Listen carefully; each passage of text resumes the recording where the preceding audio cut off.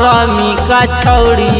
हेगे कहलह को संडे घरे करमी का छौड़ी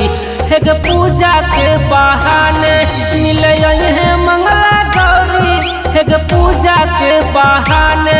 मिले है मंगला गौरी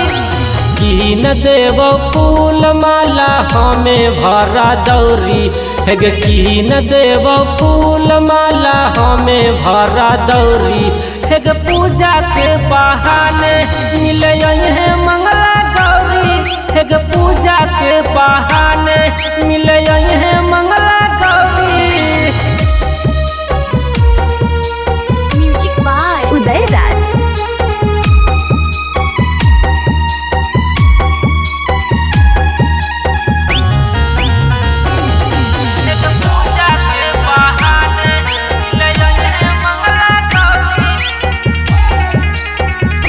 हेगे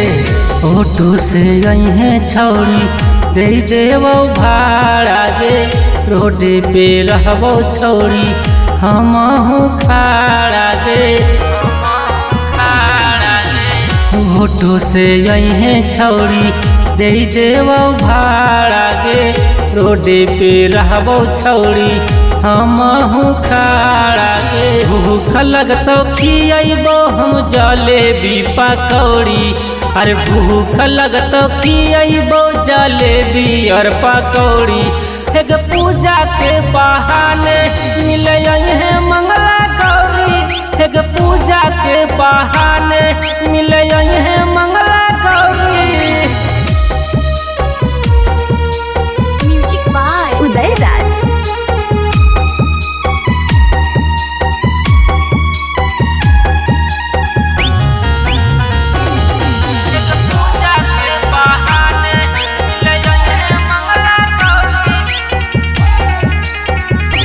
हेगे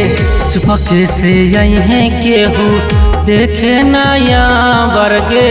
रोहित चंदन रखो तोरे पर नजर गे चुपके से अहे केहू देखे नया बरगे रोहित चंदन रखो तोरे पर नजर गे रहला का दुपट्टा दी होलिहा तू ओढ़ी लाला का दुपट्टा दी होलिहा तू ओढ़ी